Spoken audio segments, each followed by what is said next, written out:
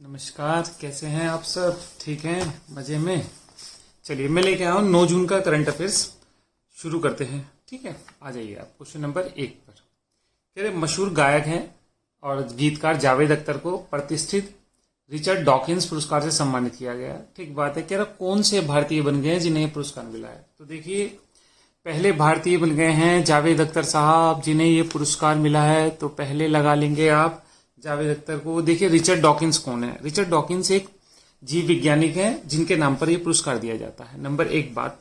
अब नंबर 2 बात है कि यह पुरस्कार जावेद अख्तर साहब को दिया क्यों गया है। देखिए, क्रिटिकल थिंकिंग और धार्मिक जड़ता की स्क्रूटनी की उन्होंने, तथा मानव प्रगति व मानववादी मूल्यों के लिए आगे बढ़ाने के लिए उन्होंने जो काम किया है अपनी लेखनी से, उसी के लिए जावेद अख्तर साहब को यह पुरस्कार दिया गया है। ठीक हो गई बात? चलिए मैं नेक्स्ट क्वेश्चन पे आ रहा हूं, आ जाइए आप। नेक्स्ट क्वेश्चन है 9 जून को किस अमर शहीद की पुण्यतिथि मनाई जाती है? तो देखिए, इसका आंसर होगा क्या? इसका आंसर होगा बिरसा मुंडा। बिरसा मुंडा की पुण्यतिथि मनाई जाती है 9 जून को। कौन है बिरसा मुंडा? पहले हम ये जान लेते हैं। देखिए, मुंडा आंदोलन चलेगा झारखंड में। झारखंड में क्या होगा? ये जनजाति लोग होंगे। अंग्रेज लोग जब अपनी विस्तारवादी नीति का जनजाति क्षेत्र में प्रयोग करेंगे तो वहां पे भारतीय जमींदार, सूदखोर और तीसरे अंग्रेज, ये लोग जनजातियों की जमीनों को हड़पने का प्रयास करेंगे। और इसी जमीन को हड़पने के प्रयास के संबंध में एक तरफ जनजाति लोग होंगे और दूसरी तरफ कौन होंगे? दूसरी तरफ आपके अंग्रेज और साहूकार होंगे भारतीय। ठीक है, तो ये आंदोलन चलेगा। बिरसा मुंडा इसका सही आंसर है। और आप देखिए ये कब चलेगा? ये चलेगा 1899 और 1900 में।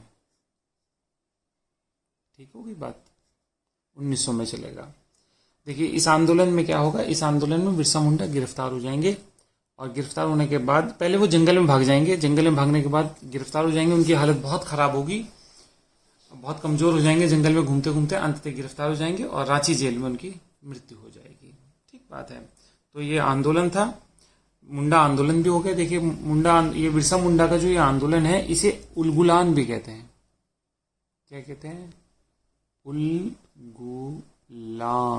अब आप कहेंगे ये उलगुलान क्या होता है? उलगुलान का मतलब होता है महान हलचल। उलगुलान, उलगुलान। ठीक होगी बात?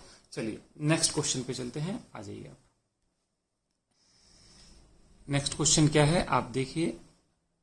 कह रहा ऑस्ट्रेलिया टीम के किस पूर्व कप्तान को ऑर्डर ऑफ ऑस्ट्रेलिया से डिवीजन में अधिकारी नियुक्त किया गया है? क्या है क्वेश्चन? ऑस्ट्रेलिया क्रिकेट टीम के किस पूर्व कप्तान को ऑर्डर ऑफ ऑस्ट्रेलिया के सामान्य डिवीजन में अधिकारी नियुक्त किया गया है? देखिए क्या है ये, पहले तो इसका आंसर देख लेते हैं। आंसर है इसका माइकल क्लार्क। ठीक है, तो माइकल क्लार्क को नियुक्त किया गया है किसमें? सामान्य, ऑर्डर ऑफ ऑस्ट्रेलिया के सामान्य डिवीजन में अधिकारी। अब आप कहेंगे ये क्या है? देखिए, यह एक सम्मान का पद है।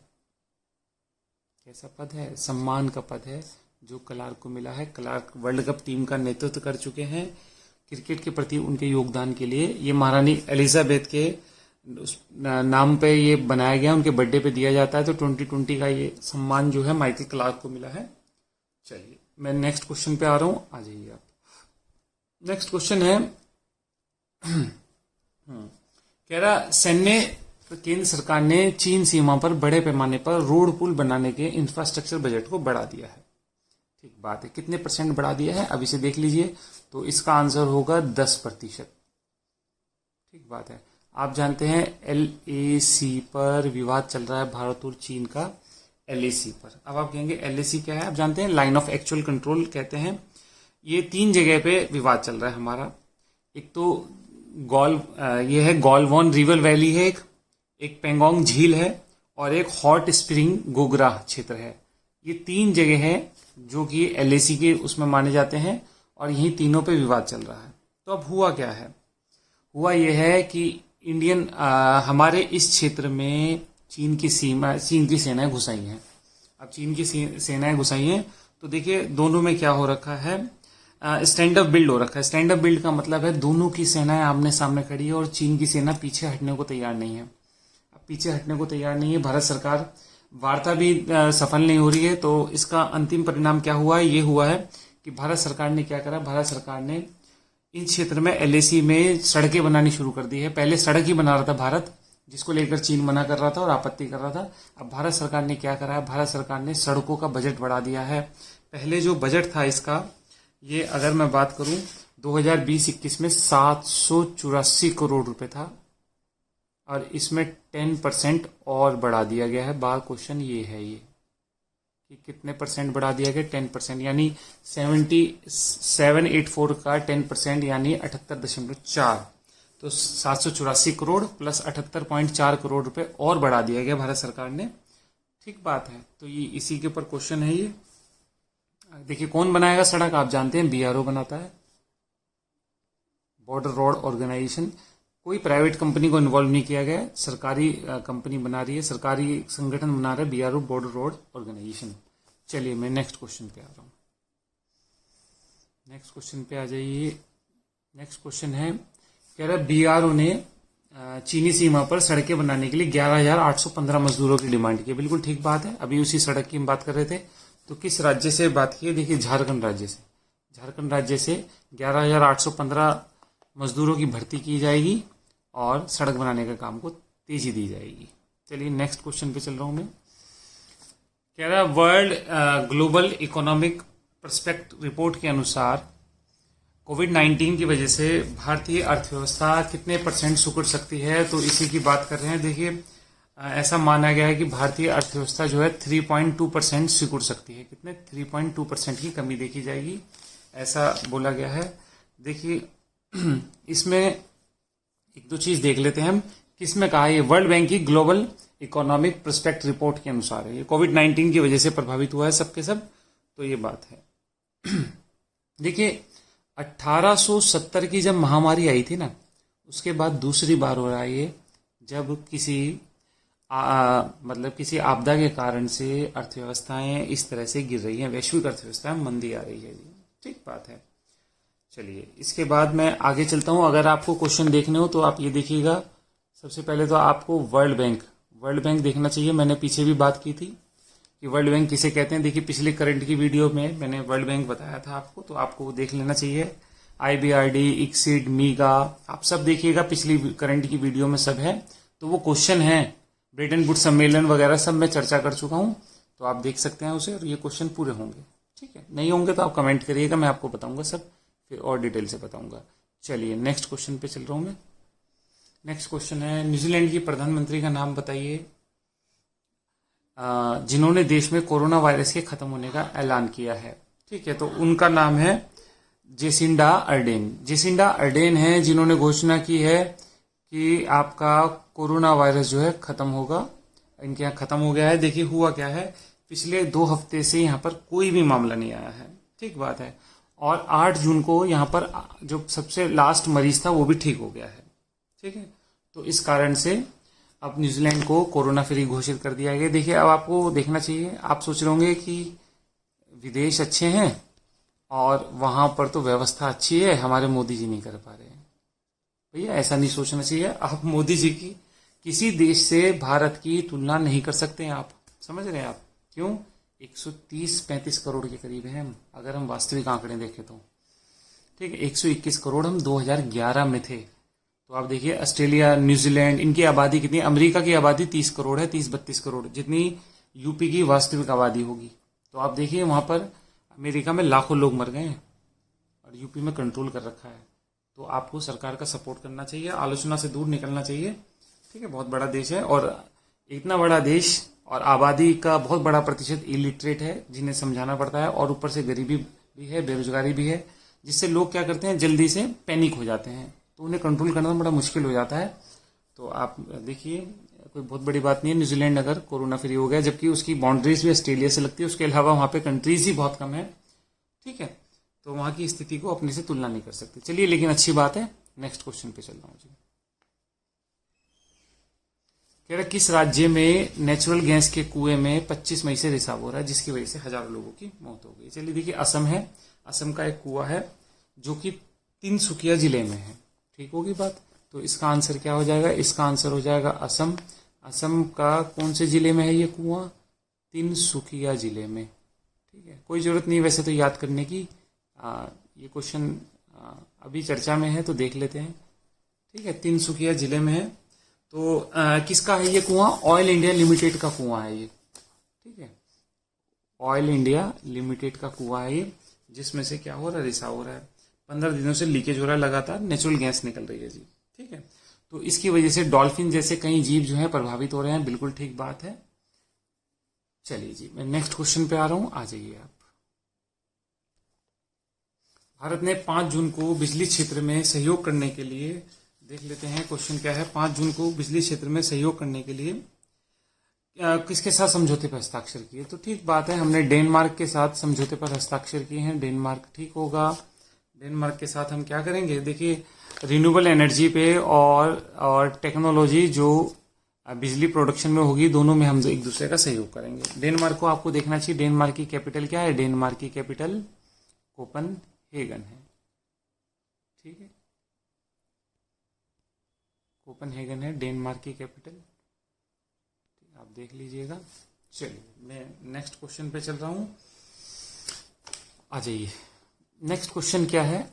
पर्यावरण प्रदर्शन सूचकांक। बिल्कुल ठीक बात है। सबसे पहले कह रहा भारत की रैंकिंग क्या आई है पर्यावरण प्रदर्शन सूचकांक में, तो हम देखते हैं भारत की रैंकिंग आई है 168 आई है पर्यावरण प्रदर्शन सूचकांक में।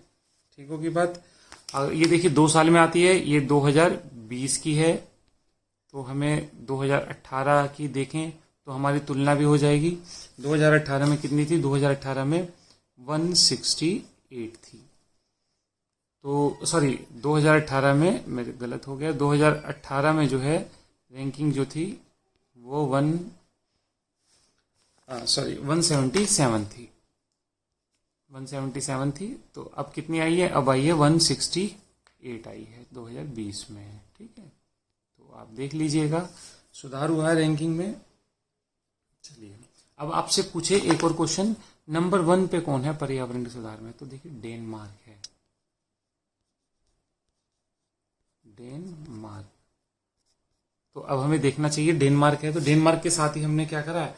अपनी बिजली उत्पादन में समझौता भी किया है। इसका मतलब हम डेनमार्क की टेक्नोलॉजी से कहीं ना कहीं जो एमिशन है पॉल्यूशन का, उसको कंट्रोल कर पाएंगे, तो इसीलिए हमने समझौता किया है। चलिए, नेक्स्ट क्वेश्चन पे चलता हूं। इसमें 2-3 चीजें और नोट कर लीजिएगा आप। तो हम देख लेते हैं कि एयर क्वालिटी में भारत की रैंक भी आती है इसमें। तो एयर क्वालिटी में भारत की रैंक आई है 178। इसमें एयर क्वालिटी में, एयर क्वालिटी में भारत की रैंक आई है 178। ठीक है, एयर क्वालिटी में। ठीक होगी बात। उसके बाद एक और देख लेते हैं हमारी एनवायरमेंट हेल्थ में। किसमें? एनवायरमेंट हेल्थ में कितनी रैंक आई है भारत की? भारत की रैंक आई है 180। चलिए, इसके अलावा बहुत सी हैं, तो आप ये इंपॉर्टेंट थी तो ये देख लेंगे। चलिए, नेक्स्ट क्वेश्चन पे चल रहे हैं। चलिए, कह रहा केंद्र सरकार ने लड़कियों के विवाह और मातृत्व की आयु सीमा के लिए किसकी अध्यक्षता में कमेटी बनाई है? चलिए, बढ़िया अच्छा क्वेश्चन है, आपको देखना चाहिए। जया जेटली की अध्यक्षता में कमेटी बनाई है। 10 सदस्यीय टीम बनाई है। कितने टास्क फोर्स है? 10 सदस्य का टास्क फोर्स है, 10 सदस्य मेंबर। ठीक होगी बात। अब आप कहेंगे क्यों बनाई गई है? देखिए, इससे पहले मैं बात कर लेता हूं, फिर हम आगे चलते हैं। अगर आपसे पूछे लास्ट कब बढ़ी थी लड़कियों की शादी की आयु, तो 1978 में। 1978 में 15 से 18 हुई थी। ठीक है, तो आज कितनी है? आज 18 है। तो ये कब हुई थी? 1978 में हुई थी। तो अब सरकार क्या करने जा रही है? अब शायद सरकार लड़कियों की विवाह की आयु 18 से बढ़ा दे। क्यों बढ़ा दे? देखिए, अगर 18 साल की आयु से ऊपर हो जाएगी तो लड़कियों को विवाह के अलावा जीवन में और कुछ करने का, उनके जीवन में उत्थानों पढ़ने का अवसर मिलेंगे। ठीक है ना। देखिए, कानूनी बाध्यता है, 18 साल में शादी कर दी। अब मान लो सरकार 21 साल कर देती है सपोज, तो जो लड़की की 18 साल होती थी उसे 3 साल और मिलेंगे उसे लाइफ में कुछ अचीवमेंट करने के, उसे अपने पर्सनल ग्रोथ के लिए, विकास के लिए। तो इसलिए सरकार ने ये कमेटी बनाई है। ठीक है, नेक्स्ट क्वेश्चन पे चल रहा हूं। चलिए जी, देखिए एक चीज और बता दूं मैं आपको, एक ना शारदा एक्ट है। कौन सा एक्ट है? शारदा एक्ट। कब का है? 1929 का, 1929 का शारदा एक्ट है। शारदा एक्ट में ये 15 साल थी आयु, जिसे 78 में 18 किया गया। ठीक है, तो यहाँ पे तीनों बेस हो जाते हैं, बेस ही हो जाते हैं कि पहले 15 साल थी। 15 साल किस एक्ट के तहत थी? तो 15 साल जो थी ये शारदा एक्ट के तहत थी, जिसे 1978 में चेंज किया गया और 78 में चेंज करके 18 कर दिया गया। और अब जो है अभी कमेटी बनी है जय जेटली जी की अध्यक्षता में, तो उसके बाद देखते हैं क्या होता है। चलिए नेक्स्ट क्वेश्चन पे आ रहा हूं मैं। स्विट्जरलैंड में भारत के नए राजदूत किन्हें बनाया गया है? तो मोनिका कपिल मेहता को स्विट्जरलैंड में भारत के नए राजदूत बनाया गया है। चलिए मोनिका जी को बधाई। चलिए जी नेक्स्ट चलते हैं क्वेश्चन पे। नेक्स्ट क्वेश्चन है, रोमानिया में भारत के नए राजदूत किन्हें बनाया गया है? तो रोमानिया में राहुल को बनाया गया, राहुल श्रीवास्तव जी को बनाया गया। तो इन्हें भी क्या कर देते हैं, इन्हें भी हम बधाई दे देते हैं। चलिए कॉन्ग्रेचुलेशन कर देते हैं, कॉन्ग्रेट्स कर देते हैं। चलिए नेक्स्ट, उसके बाद नेक्स्ट क्वेश्चन पे आ रहा हूं मैं। नेक्स्ट क्वेश्चन है, क्या है नेक्स्ट क्वेश्चन? कह रहा मीडिया करेंसी करंट इंडिया की नई अधिकारी। चलिए इसे छोड़ देंगे, इसमें कुछ नहीं पढ़ते हम। इसका आंसर बता देता हूं, अगर मैं आप कहें तो इसका आंसर अनीता कोटवानी है, लेकिन मेरे को तो लगता नहीं इसे पढ़ना चाहिए आपको। क्या था question? Media agency current India की नई मुख्य कार्यकारी अधिकारी सीईओ किसे नियुक्त किया गया? अनीता कोटवानी को नियुक्त किया गया है। चलिए ठीक है, तो ये क्वेश्चन आपके आज के पूरे हो गए हैं। 9 तारीख के 9 जून का करंट अफेयर पूरा हो गया है। पढ़ते रहिए, नोट करते रहिए, आगे देखेंगे कैसे कैसे होता है। ठीक है, ध्यान रखिएगा अपना, बच के रहिए। Thank you.